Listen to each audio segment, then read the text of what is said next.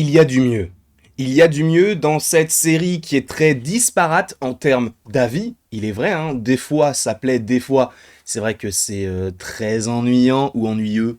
Je ne sais jamais lequel employer. Mais bref, on se pose quand même pas mal de questions sur comment est-ce que cette série pourrait se terminer. Je parle bien évidemment de la série Monarch, spin-off de manière télévisuelle, si j'ose dire, qui sort donc sur Apple TV+, tous les vendredis, sauf un, lors du week-end de Thanksgiving, donc ils ont ravancé l'épisode à mercredi, je crois que c'était l'épisode 2 ou l'épisode 3. Eh bien, jusqu'au 12 janvier, donc jusqu'à la semaine prochaine, nous aurons droit à un épisode par jour. Vous le savez très bien, de toute manière, on est à l'avant-dernier, donc vous êtes supposément déjà au courant. Quoi qu'il en soit, j'ai vraiment bien aimé cet épisode-là. C'est vrai que c'est surtout... En fait, je trouve qu'il est quand même mal découpé. Il est quand même mal découpé. Je n'ai même pas de photos pour illustrer mes propos concernant un arc parce que je trouve que c'est vraiment inintéressant au possible. Attention spoiler bien sûr, ça va être en lien avec l'arc de Kentaro que je n'aime pas. Alors pour le coup, ce sont des... Comment peut-on dire ça? Des critiques qu'on peut donner à des séries comme celle de Marvel qui n'axent pas vraiment leurs propos sur ce genre d'épisodes. Mais faut-il encore que ce soit bien fait? Là pour le coup, ça va, mais Kentaro, en fait, je pense que ce qui a conditionné le fait que je n'aime pas forcément son arc, même si c'est très intéressant pour la continuité de la série, eh bien, en fait, c'est tout ce qu'il a fait auparavant qui m'énerve complètement. Je ne l'ai jamais vu sourire une seule fois. Sauf une, quand ils ont rigolé avec Kate. Une fois, en 9 épisodes, ça fait très peu, d'accord? Quoi qu'il en soit, Kentaro, oui, je voulais juste vite fait passer dessus parce que on voit la reconnexion, entre guillemets, avec son père. Il suffisait simplement qu'il soit au bon endroit au bon moment pour pouvoir le voir. Et ils se sont vus, bon, il a appris à son père que Kate était morte, même si, bon, on le savait très bien, elle n'allait pas mourir, c'est évident. Sachant qu'on a découvert d'ailleurs une nouvelle créature en lien avec Kate, puisque on a tout simplement vu qu'elle n'était du coup pas morte, puisque, je vous rappelle, dans l'épisode précédent, on avait donc une sorte de fissure, je crois qu'on était au Kazakhstan, et enfin, une fissure, que dis-je, un puits, une sorte de passage entre notre Terre et leur monde, qu'on appellera, je pense, par la suite la Terre creuse. La Terre creuse qui, visuellement, peut-être, n'est pas forcément incroyable. C'est vrai que, en ayant recherché donc des photos de l'épisode, j'ai vu beaucoup de personnes sur Twitter dire, en revanche, l'épisode, c'est bien qu'on évoque la Terre creuse, mais qu'on la voit en fait, pas juste une petite forêt dans la brume. Visuellement, je trouve que ça rend plutôt bien. Encore une fois, ce n'est pas novateur. J'entends aussi le fait que, et là je vais me faire l'avocat du diable, que ce soit une série que, évidemment, vu qu'il y a du budget qui est alloué à la création de créatures, pour le coup, peut-être que le budget n'est pas forcément alloué pour les décors, ou en tout cas peut-être qu'ils ont essayé de faire des choses peut-être un petit peu moins coûtantes que de voir de la Terre creuse. Il faut quand même rappeler que du côté de la Terre creuse, il y a énormément, que dis-je, quasiment que des effets spéciaux. Donc c'est un coût. Sachant qu'on est sur une série, on n'est pas sur un même budget, on n'est pas sur un même public. Donc il faut faire entre guillemets avec les moyens du bord, sachant que je pense que le petit Kurt Russell a sûrement pris un petit billet plutôt sympathique afin de jouer dans cette série, même s'il y a aussi l'aspect de il peut jouer avec son fils. Mais en tout cas, j'aime bien ce qu'ils ont essayé de faire à leur échelle, on va dire. Ça ne me dérange pas qu'on ne voit pas plus que ça. En revanche, ce qui va me déranger là actuellement dans ce projet-là, ça va plus être comment est-ce qu'ils sont encore en vie. Parce que je vous rappelle que dans Godzilla contre Kong, lorsqu'on passe dans la Terre creuse via une sorte de portail dans l'Antarctique, si je ne dis pas de bêtises, ou en tout cas dans un endroit très glacial, eh bien on te parle d'inversion de polarité, on te parle de créer des vaisseaux spéciaux justement pour aller dans cette Terre creuse et justement pour essayer comment peut-on dire ça, de ne pas être écrasé par la pression. Là, on a l'impression que juste il tombe et ça nous suffit pour vraiment comprendre un peu qu'ils sont toujours en vie. Alors, je trouve ça un peu simple, mais bon, il y a quand même pas mal d'incohérences entre la série Monarch et le reste du Monsterverse pour l'instant.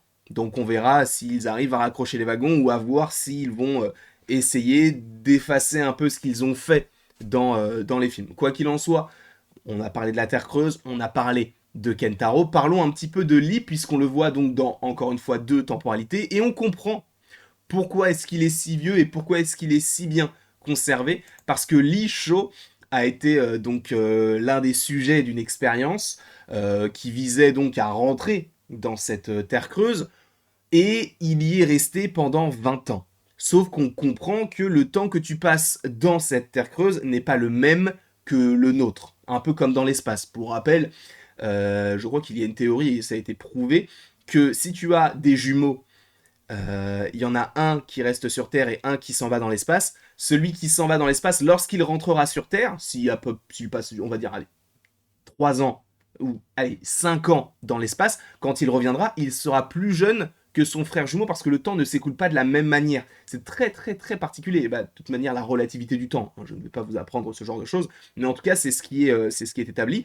Et par ailleurs, ce contraste, même cette comparaison plus entre la Terre creuse et le monde le monde spatial, on voit que c'est très très très très lié. Hein. On voit que le capitaine, si j'ose dire, le militaire qui suit un petit peu tous les événements de Monarch, justement parle de Khrouchtchev, si je ne dis pas de bêtises. Donc on est en pleine guerre froide sur la conquête de l'espace, sur la conquête de, tu vois, le soft power, ce genre de choses. Et là, vu qu'on a une nouvelle Terre, on doit être les premiers à y aller.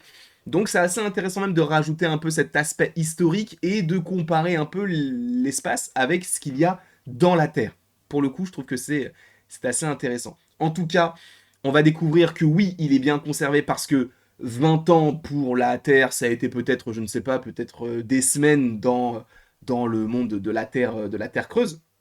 Et donc c'est pour ça qu'il a, oui, 90 ans, mais en soi, il a une allure de quelqu'un qui en a 60, 70. Parce que justement, il est resté 20 ans, entre guillemets, hors de la Terre, si j'ose dire, ou en tout cas hors du temps de la Terre. Et c'est pourquoi, ce qui va être intéressant, c'est que dans cet épisode-là, il va y avoir un petit binôme, lui donc et May, qui vont essayer de retrouver Kate, et on va la retrouver en face d'une sorte de sanglier. Je me suis un peu renseigné, par ailleurs, il y aura un petit shorts, comme on en a l'habitude quand il y a de nouvelles créatures du côté du Monsterverse. Eh bien, sachez qu'il s'appelle Bramblebore, on va en parler évidemment. Et donc, c'est une sorte de sanglier qui a été décrit comme une sorte de sanglier à 25 dents, ok, qui a un aspect très floral, végétal, et elle se fait sauver par Kaiko au dernier moment avec une flèche. Donc, oui, Kaiko est toujours en vie. On l'avait déjà dit lors des vidéos précédentes. Ça se confirme aujourd'hui, puisque, en réalité, quand tu vois que Lee Shaw, lui, n'a pas vraiment vieilli entre 1962 et 1982, puisqu'il était donc dans cette terre un petit peu étrange, donc cette terre creuse, tu te dis, bah, Kaiko, si elle n'est pas morte, eh bien, elle n'est pas non plus vieille. Donc, ça, c'est assez intéressant. D'ailleurs, je trouve qu'il y a un petit parallèle assez sympa à faire concernant Dragon.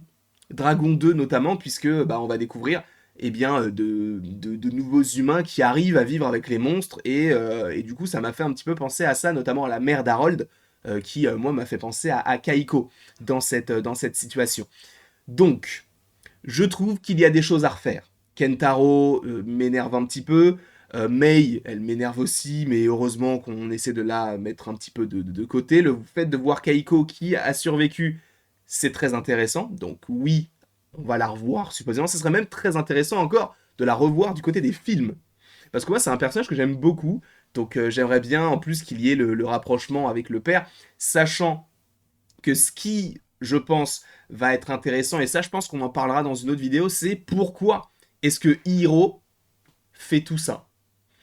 Je pense qu'il y a des petites choses à creuser concernant tout cela. En tout cas, merci à vous d'avoir regardé cette vidéo. J'ai bien aimé l'épisode, je trouve qu'il était mal découpé. De temps à autre, t'avais envie d'en avoir plus sur la Terre creuse, et tu revenais du côté de Kentaro. Bon, un peu simple. J'aimerais vraiment qu'il ne rate pas la suite, parce que de toute manière, là, pour l'épisode prochain, on sait qu'il va y avoir un affrontement. Il y aurait supposément des surprises, on va voir. Mais il y a moyen que la semaine prochaine, ce soit très très très sympa, ce petit épisode-là, sachant que dans le week-end de la semaine prochaine, on fera un live pour débriefer un petit peu de toute la série, puisque je vous rappelle que la semaine prochaine, c'est le 10e épisode, donc le dernier. Quoi qu'il en soit, je vous remercie grandement d'avoir été présent. N'hésitez surtout pas à aimer la vidéo, à la partager, à la commenter et à vous abonner si ce n'est pas déjà le cas. Et après tout ceci, il ne me reste plus qu'à vous dire à la prochaine pour la prochaine. Et bien évidemment, sache que tu peux aimer très très fort cette vidéo, la partager, la commenter et t'abonner si ce n'est pas déjà le cas.